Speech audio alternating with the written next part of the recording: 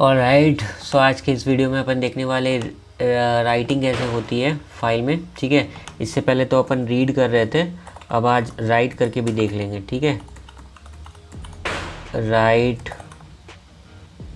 Writing files.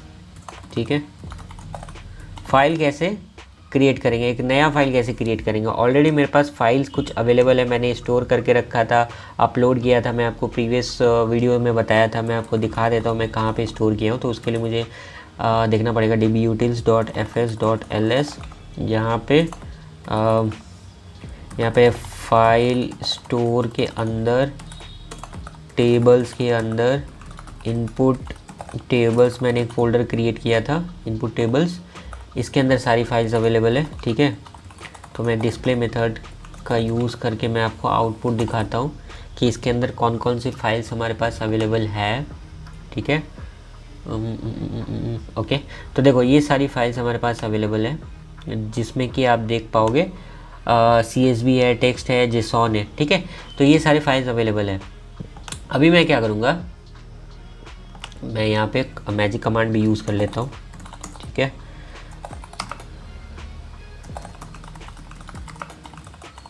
Listing files,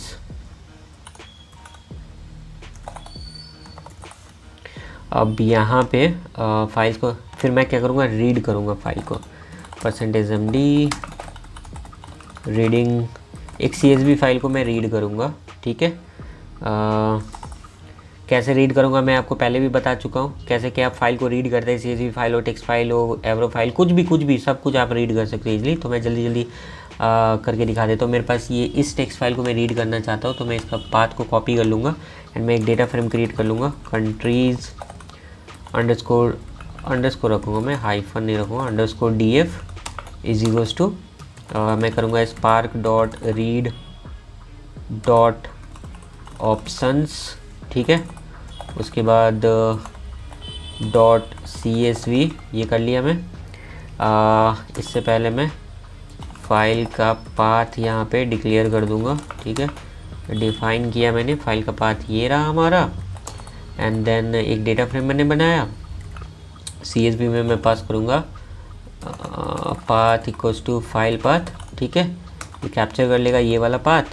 and then options में मैं header equals to true करूँगा। क्यों करूँगा, क्योंकि हेडर इक्वल्स टू ट्रू, ताकि ये करेक्ट कॉलम रीड कर सके, कॉलम के नेम को। एंड मैं इन्फर स्कीमा को भी ट्रू कर दूँगा, ताकि ये डेटा टाइप भी करेक्ट रीड कर सके। ठीक है ना।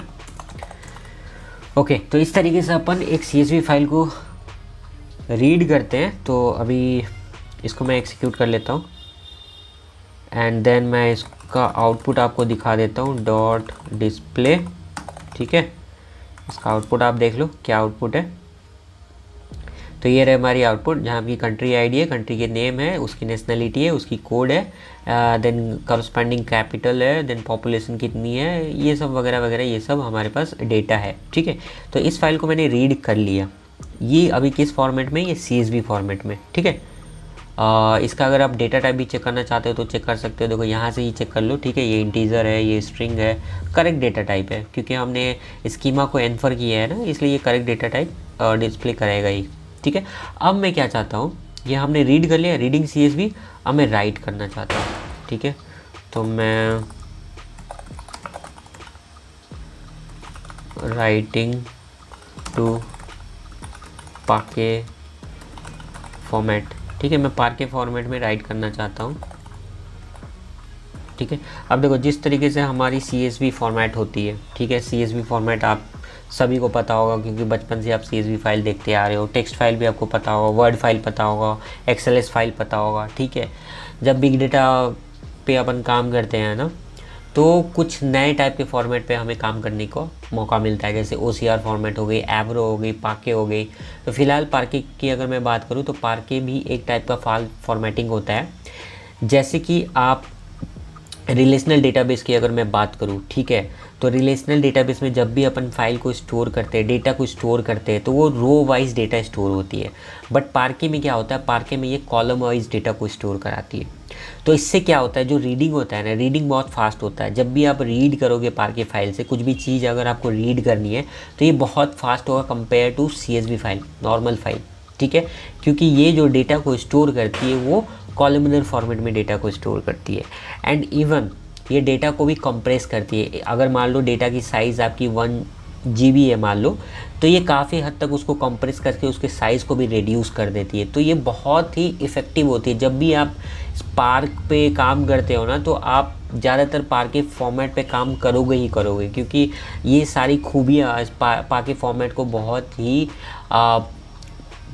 बढ़िया बनाती है। तो इसलिए आप मोस्ट ऑफ द केसेस में आप पार्क के फॉर्मेट की फ़ाइल को आप देखोगे, एवरो देखोगे, एंड डेल्टा फॉर्मेट भी है हमारे डेटाब्रिक्स में। So it's kind of similar ही है।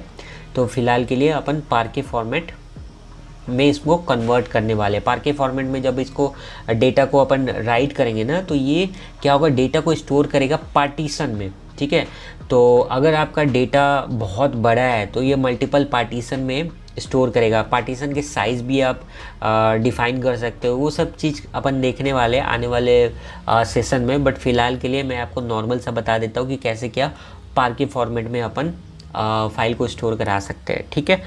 तो चलो राइट करेंगे। तो राइट करने के लिए सिंपल आप करो, आपका डेटा फ्रेम का नाम, मेरे डेटा फ्रेम का नाम मैंने क्या बनाया था, कंट्रीज DF, ठीक है।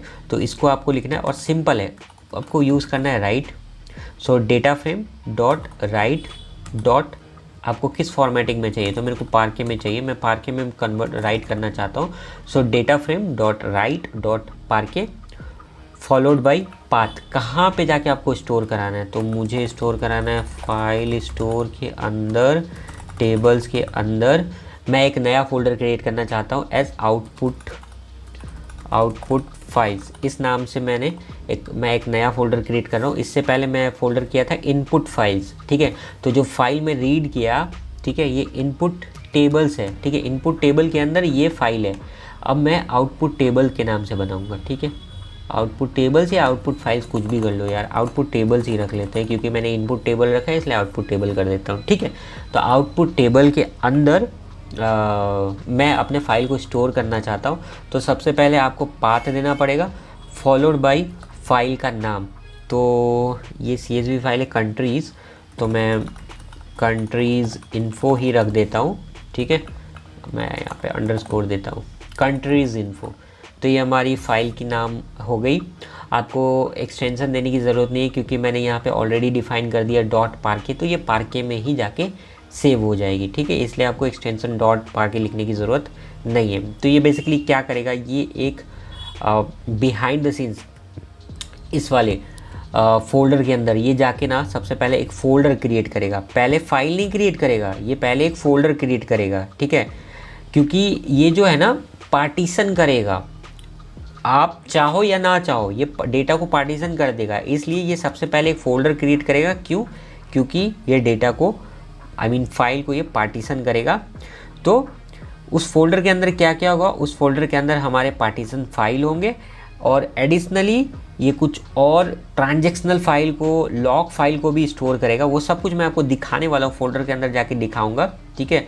तो ये transactional file, log file and हमारा जो पार्टीशन फाइल है वो सबको जाके वहाँ पे क्रिएट करेगा वहाँ पे, ठीक है। तो फिर चलो, फिर देर किस बात की, इसको एग्जीक्यूट करते हैं। एग्जीक्यूट किया,